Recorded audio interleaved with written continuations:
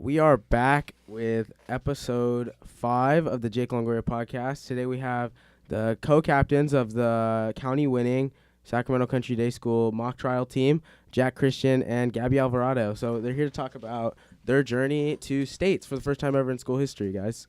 Good to have you on the podcast. Great to be here. So talk about the case you guys studied and progressed on to this entire year. So we had a murder trial this year. Every other year it's a murder case. This was just a fictional case set in Acorn, California, a small town in Northern Cal.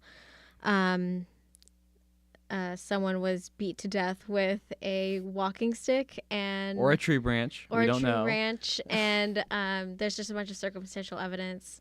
This year we had one count of murder in the first degree. Usually we have more than one count. Last year we had 2 counts. And so, this year's case was very, I thought it was very timely because it was a murder that occurred at a political rally. And there were 2 opposing sides in the town, one for Tantaran immigration, which is a fictional country, and one against Tantaran immigration. So it was kind of that political rivalry and kind of was the surrounding background to the case this year. So what are your guys' jobs on the team? So we have sometimes we're prosecution and sometimes we're defense. When we're prosecution, Jack is the case and chief attorney, and I'm just a witness. And then when we're defense, I'm the case and chief attorney. And then I'm her co-counsel on defense as well. So I'm an attorney on both sides. Okay. So you guys both won MVPs in the state championship? Yeah. Or not the state championship, in the state competition. Mm-hmm. County, yeah. And the county. What do you guys have to do to win, most valuable person of of each case or each match? Because in basketball it's like, oh, this person scored the most amount of points, this person had a lot of assists, they're a great team player, a lot of rebounds, but how do you quantify valuable players? So typically the closer will get the MVP unless you piss off the other team and they don't want to give it to the closer or the other attorney. So a couple times when we were at states, Jack and I didn't get MVPs because we pissed off the other team and they gave it to our pretrial attorney. So Blake Leakin? Yeah. Okay. Yeah. So he does pretrial and a witness on both sides. So he had a huge workload and he did fantastic. So just whoever makes the case for you, whoever does a really outstanding performance, whoever brings up something in the case that you've never seen before, the closer. Yeah, and one example of when me or Mehdi didn't get it when we were prosecution was against Redlands High School when we called a rule violation on them at the end, and the judge ruled in our favor and said that they had violated the rules, and then they didn't give me or Mehdi the MVP, even though it usually does go to the closing attorney because they have the most rules usually throughout the trial. They have the strongest arguments, and they usually are one of the best members on the team. And they're usually the case and chief attorney, so they're arguing a lot of objections and stuff. Last year you guys came in second in the county. What did you guys get? You guys have been on team all 3 years, right? Yes. Mm-hmm. So this year, this year you placed first in the county. Last year you placed second. Where do you guys place your freshman year? Third. They were freshman year. Third. So it's progressively getting better. Yeah. So this year, you guys have a new coach, Rick Lukowitz. What about your preparation? Do anything about your preparation change into this year's competition? I think the big part is experience, and is the big part of mock trials. How you get good at mock trial is not necessarily raw talent, like speaking skills and everything. That's a big part of it, but really it's experience in the courtroom, experiencing multiple trials, going up against the top teams, learning to think on your feet in that trial moment. And you don't really develop some of those very good in the moment skills until you've really experienced a lot of trials. So it's that's follows our slow progression from third to second to first, as me and Gabi have been on the team all 3 years, and we have and I've been an attorney 3 years as well. So it's really that experience. And this year with Rick, he got us we did a lot more scrimmages this year against some of the top teams in California, so that really helped us to prepare for the season this year. Yeah, I mean we've had great attorneys the past couple years. Nothing against Beliveau or Jalen, but I think Rick was going on us super hard. He gave us a ton of work all year, more than we've ever had. Definitely more than we were expecting. So I think a lot of extra work paid off. And about the scrimmages, we did have a couple scrimmages where we would do 3 trials in one day.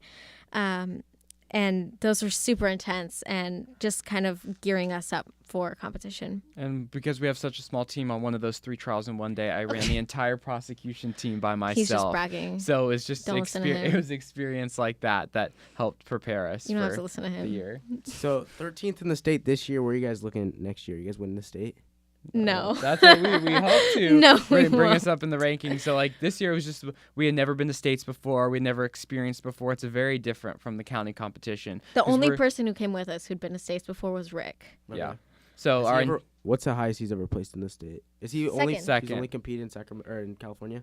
yeah. Yeah. And he's So Second. gotten it's second in the state. Yeah. Yeah. He went 1 year with Elk Grove. So like we had never been there. We didn't know what to expect, and it was entirely different from our county competition. Like in our county competition, we know the teams and we know the same judges, and scoring judges are usually there every year, so we can count on that and we know what to expect. But in states, it's like an entirely different thing. We had some wild trials at states with some crazy judges at some point. So it's really just experiencing that, and then next year we can take that all into account. And if we do win the county next year, we'll be better prepared to fight in the state competition.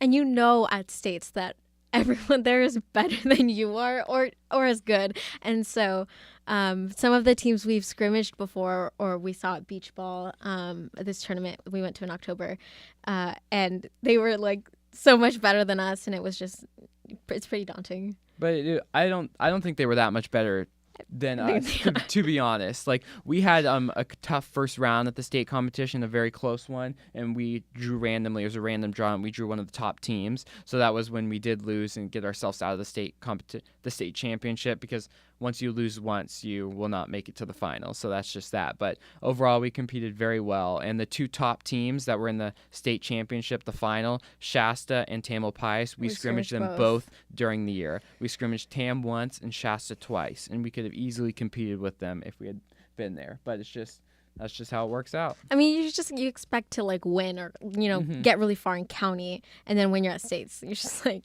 You're happy to no. be there. Yeah, you're happy to be there. Okay. So next year, do you guys think this year's case favored you guys in any way, or are you guys looking for would you like us to see a specific case for next season? So I think this case specifically favored Gabi, who gave a very impassioned closing argument, and she was very involved in the case throughout the year and was an amazing defense attorney, and she especially loved this case and closing for this case, and she got 20s almost every single time. Perfect scores on her closing arguments. So she definitely took this case and killed it this year. So, but next year it's not going to be a murder trial because it alternates every other year. Murder trials are fun though. Yeah. But the drawback of a murder trial is that you can't have a victim. So I think last year I was the defendant and the victim, and I think it's kind of fun to play the victim. Mm-hmm. So it's kind of cool to have like another role. And Jack, like the case this year was totally stacked against the prosecution because they have this really high burden and they can't prove. And Jack won the verdict on a couple trials. So he did well too. And that's why you guys are the co-captains, right? Exactly. Got to lead the team. Fingers crossed we stay co-captains. What do you guys do in the off season? This is now the off season. Do you guys, other like physical sports, they train, they practice? So traditionally, mock trial is really a year-long sport from right when you get back to school, the beginning of August or the late August, all the way until this time it was March because we made it to states. But afterwards, we traditionally did not do much with other coaches. We watched law movies and practiced every other Sunday or so. But this year, Rick really wants to prepare some of the younger people on the team. So we'll have like a role reversal. We'll use the same case, but all the attorneys will be witnesses. And then it'll give the chance to some of the younger people to be attorneys and experience different roles to prepare for next year's case. And I think this is going to help a lot because our team this year, we had so many new people and so many people coming in like not knowing what mock trial like was. So if they get more experience, I think that'll help for next year. Well, thanks for coming, guys. Maybe we can get Rick on here next time with the two of you, and we'll have a reflection of state competition. That's gonna be fun. But for now, this has been the episode 5 of the Jake Longoria podcast. Thanks for coming, guys.